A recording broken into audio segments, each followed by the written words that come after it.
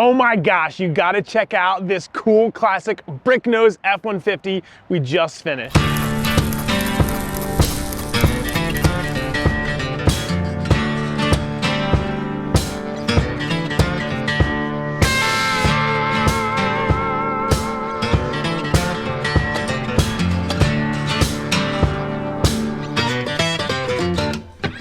Vehicles are a great way to bring back old, fond memories. I can remember a Grand Wagoneer and driving to Grandpa's hunting camp in that. My dad just bought a TVR, which is an old car that he had in high school. And this '89 F-150 is very similar. The owner of this truck bought it because he had one just like it in high school. And so it's really exciting because we're putting this truck together very much like it would have been built in the 90s. We're using vintage tires and wheels and a suspension that's going to make this truck look very 90s, and I think that is awesome. It's awesome to revisit those memories and think about the good times. So with this truck, we're doing a 4-inch Skyjacker lift, we're doing some BFG white letter all-terrain tires, and we've got some classic American racing wheels over there. While we're doing it, we're going to be regearing the differential and adding some power steps. I'm excited to see how this truck turns out. Follow along for the build.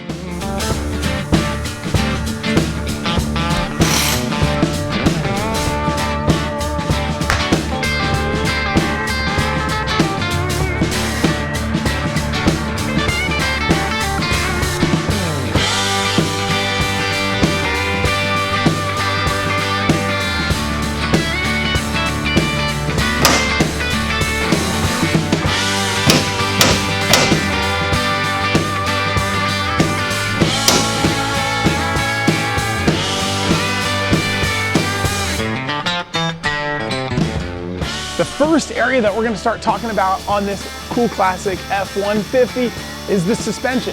Now, as I'm talking about this, you may notice something different. This truck is two-wheel drive. It is not a four-wheel drive truck. But for the way that this guy's going to use this truck, I think the two-wheel drive is going to be absolutely perfect.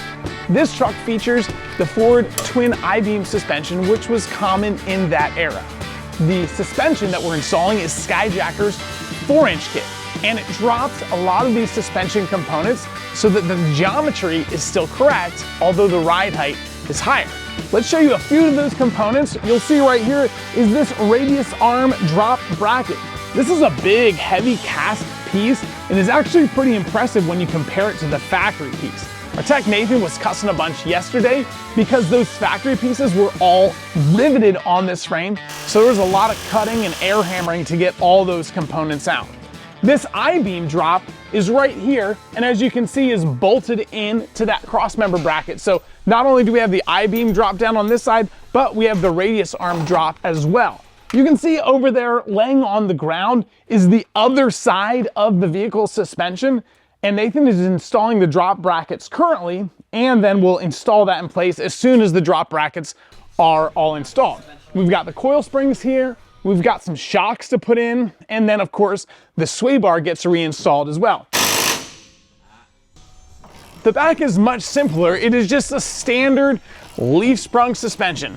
And so what we're gonna do is we're gonna just take this entire leaf spring out, and we're gonna install these new lift springs as well as the shock absorbers, and the back's all done. I'm excited to see this thing because, man, suspension, tires, and wheels make all the difference. Let's go and open some boxes and see what these wheels look like.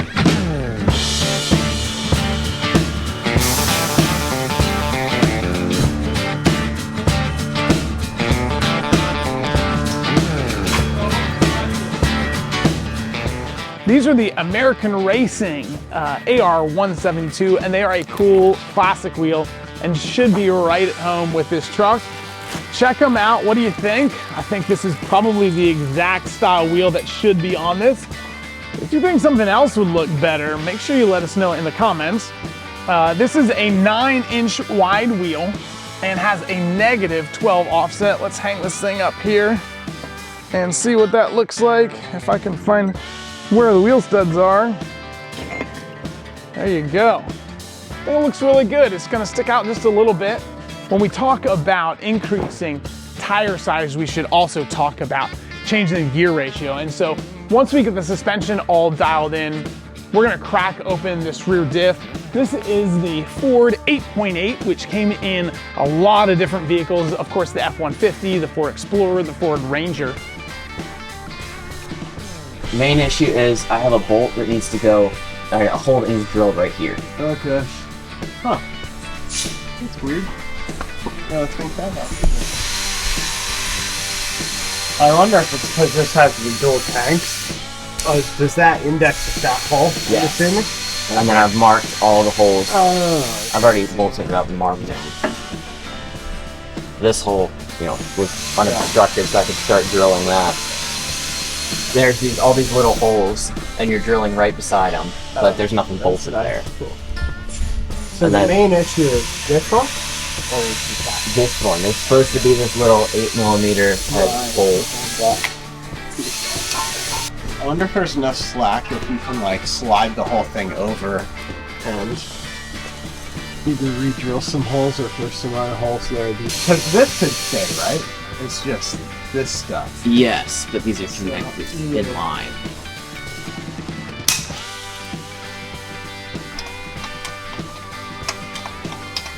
I moved it all forward like an inch. I re-drilled 2 1/4-inch holes and the one was already moved perfectly.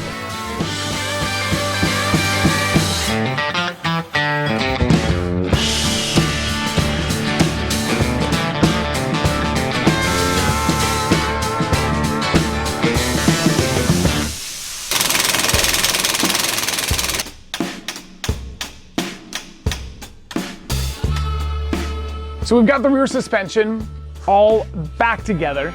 We ran into a couple snags. How about, Nathan? Yeah. This truck had drop shackles on it, and we didn't realize that when we sold the job originally. So to actually receive the right amount of lift, we had to get regular shackles, which we did get, and we've got installed. Of course, we've got the new leaf springs installed here. We've got these new shackles installed. These drop shackles were a bit of a pain. The bolts were completely seized into the bushing, and so there was a bunch more cutting and cussing to get these rear drop shackles out, but we prevailed, and right now we've got the rear setup is exactly what Nathan's working on. We've got that True Track out. The old differential is in this box, is that right? Oh, down there with the old ring gear and all that kind of stuff. And so I think he's getting pretty darn close to a perfect setup.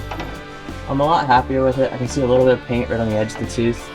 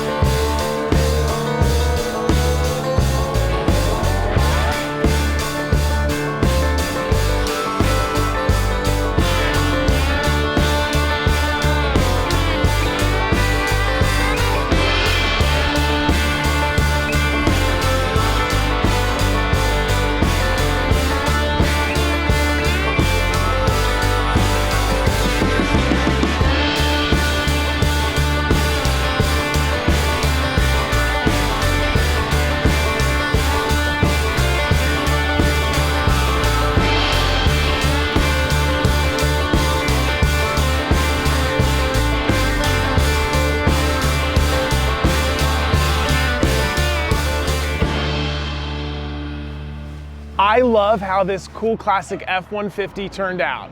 The fact that it's two-wheel drive doesn't even bother me because I don't know that I'd be driving this thing anywhere that I would need four-wheel drive. The thing looks awesome and be definitely something I would love to take out for a nice cruise. So let's do a quick wrap up on what we did. We used the Skyjacker 4-inch suspension kit, which made room for 295 7017 white letter BF Goodrich mounted on these cool classic AR 172 polished wheels. It doesn't get more classic than the blue and white stripe with this wheel and tire fitment. To spin these tires and wheels, we re-geared the rear differential to 410s, and we added a traction device called a Detroit True Track. That way, if there's any time that the owner of this truck is in a little bit of loose gravel or anything like that, he's got the traction to get it there. Now, this truck may be vintage, but we added a really cool modern twist with these power steps. How cool is that? Even though this thing is a vintage truck, we added a nice modern touch to make getting in and out of this truck even easier. One thing I want to talk about in the back that we added that wasn't part of that Skyjacker kit was the airbag overload springs. This was a culmination of a couple different airbag kits and some airbag cups because we didn't want to restrict suspension travel at all. When we were reading through the original installation instructions, it said after airbags were installed, you couldn't lift the truck from the frame anymore. And that seemed absurd to us. And so that's why we added these really neat bump stop cups. Now, let's check it out from the front too, because this thing is so cool and so classic. We already went through the front suspension and how that works, and I think this thing turned out awesome. What do you think about this truck? I don't think it gets any better than this on a cool classic F-150. Is there an era that is the most popular that you like the best? Be sure to let us know in the comment section. If you like this video, please be sure to follow us on all of our social channels. While you're here on YouTube, make sure you hit that subscribe button so that you get all the cool content that we put out here in the shop every single day. Thanks for watching this video. See you later.